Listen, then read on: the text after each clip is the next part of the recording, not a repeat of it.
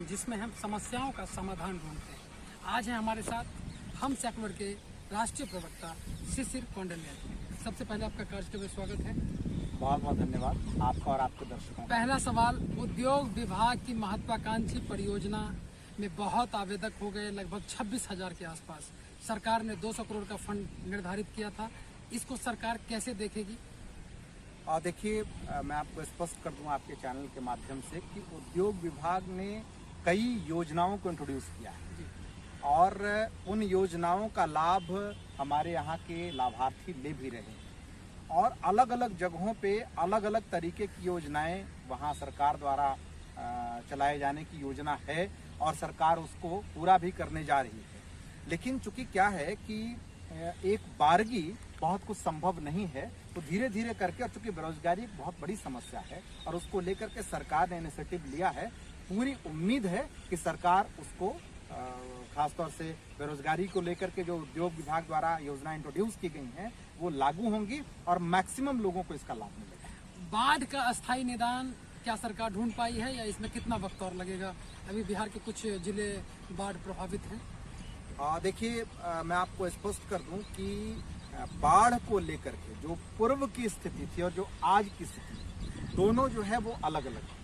खास तौर से बाढ़ को लेकर के सरकार ने बहुत अच्छा इनिशिएटिव लिया है और सरकार के मैकेनिज्म ने जिस हिसाब से बिहार में बाढ़ पर काम किया है, कई जगहों पे उसको नियंत्रित करने में सरकार ने कामयाबी हासिल की है और आगे भी धीरे धीरे करके वो चीजें नियंत्रित हो जाएंगी, ऐसा मेरा मानना है।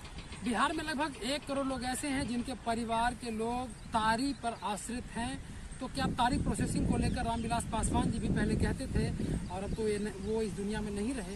तारी प्रोसेसिंग को लेकर क्या सरकार की कोई खास योजना या फिर आप लोग ऐसा कुछ इस दिशा में काम कर रहे हैं? क्योंकि इससे बहुत बड़ा एम्प्लॉयमेंट भी जनरेट होता है और बहुत लोगों के परिवारजन और आश्रित इसी व्यवसाय पर निर्भर करते हैं। देखिए, बहुत सारी योजनाएं जो सरकार चलाती हैं वो सरकार का खुद का जो रिस्ट्रिक्शन है, वो उसमें हमारी पार्टी या कोई भी दल या उनकी पार्टी, जिस पार्टी की सरकार है उस दल का भी कोई जो है वो कहीं से इंटरफेरेंस नहीं होता है। दूसरी बात ये है कि कहीं से भी हम अपनी पार्टी का पक्ष रखते हैं प्रवक्ता के तौर पर, हम सरकार के प्रवक्ता नहीं। दूसरी बात कि अगर ताड़ी की बात, जहाँ तक आपको पता है बिहार में शराबबंदी है, तो ताड़ी के बारे में भी कहीं ना कहीं ये है कि वो एक नशा पर्याय पेय है, तो उसको लेकर के हमें लगता है कि सरकार की अभी वैसी कोई योजना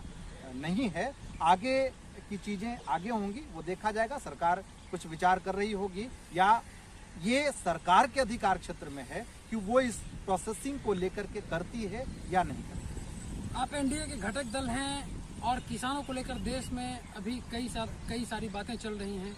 आप कैसे इसको देखते हैं और किसान आंदोलन में आपने किसान आंदोलन को आप कैसे देखते हैं? देखिए, मैं आपको स्पष्ट कर दूं कि किसान आंदोलन काफ़ी दिनों से चल रहा है और हमें लगता है कि सरकार जो है, जिस हिसाब से 1 वर्ष पहले सरकार के द्वारा एक कमेटी गठित की गई थी, उसमें किसानों का पार्टिसिपेशन था, उस कमेटी ने अभी प्रस्ताव भी नहीं रखा है। तो गतिरोध है, दोनों पक्ष से गतिरोध है।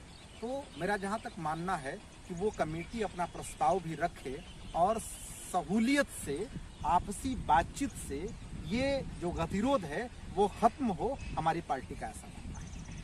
अच्छा, ये शिशिर जी, हमारी बातों का जवाब देने के लिए विशेष रूप से आपका विशेष आभार।